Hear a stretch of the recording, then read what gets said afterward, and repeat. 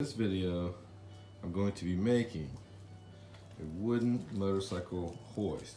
Not for the whole thing, but just like the front wheel, because I'm trying to replace fork seals on this 96 Honda Shadow. But problem is, you can't put it on a regular lift or one from Harbor Freight because the motor sits below the frame. So, we're going to be making one out of wood. I've got some old scrap pieces of wood here from an old bed frame I made. And we're just gonna make it happen. So, here we go. Step one, I took, I guess out of the longest boards I had, besides that 2x6, but I only had one of them. So, I'm just kind of using what I got. So, take, I think these are 2x3s that I ripped out of a wall. And I cut those to 6 foot, because I don't need them to be too tall. Because I'm just lifting the front off the ground enough to get the front wheel off. So, I took some 2x6s, cut them 30 inches a piece. So we're gonna screw these together, and this is gonna be our base and our posts. Yeah, so, pretty simple here. You measure the center of the boards, and use your angle square here, which is pretty nice, because then you can just line it up once you get your measurement. And you can mark it down here through all your boards here. Lines up pretty nice, screw it together. Something else I like to do is take a square, stick it on the board once you get your measurement lined up. All right, got a line here, screw it together. Make sure it's nice and square here against the board. All right, that way it's nice and set. Then you can set your other top one on here.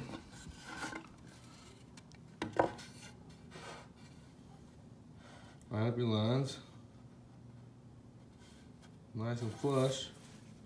Screw it together. Now to add some support, what I did is I took a 2-foot section that was the all-fall of my long piece here. It's about 2 foot or so. Laid it on there so it's nice and flat. It sits flat on here. Now, match it up to the corner here. Match it up to the corner here. Underneath here, you're gonna draw a line all the way down like that. That's gonna give you your angle here and your angle here, underneath here. Scribe it real nice, chop it off. So, once you make one, then it's just, you flip it over, you mark it out. You really don't have to flip it over, but you can take your other boards, they're 2-foot sections, and scribe and mark them, chop them up, cut them up. I used a skill saw. Really, I actually used a chop saw, because the skill saw I didn't really like using. You can kind of flip your board over, and if you got some finesse, you can kind of make it work. I mean, I'm not perfect on these cuts. I mean, they're kind of sticking out just a little on here because the angle's just a tad bit off. That's no big deal. I'm not making for perfection here. I'm looking for, you know, something that'll work. So, do that. Cut you, what, 1, 2, 3, 4 of those. And, yeah, screw them together, and then you should have your base. What I'm talking about. Take one piece, you put it on a board, you mark it, you cut it, you repeat that 3 more times, and then you have all your support angles. Bada boom, bada bing.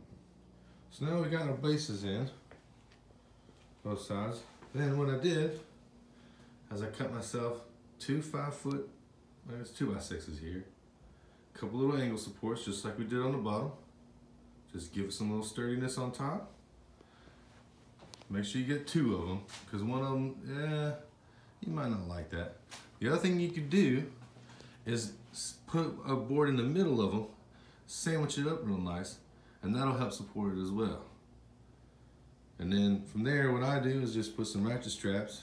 I know it's not the best thing in the world, but it gets the job done. You don't have to lift your bike all the way up to the top of this thing, just enough to get your wheel off the ground. Service anything you need to.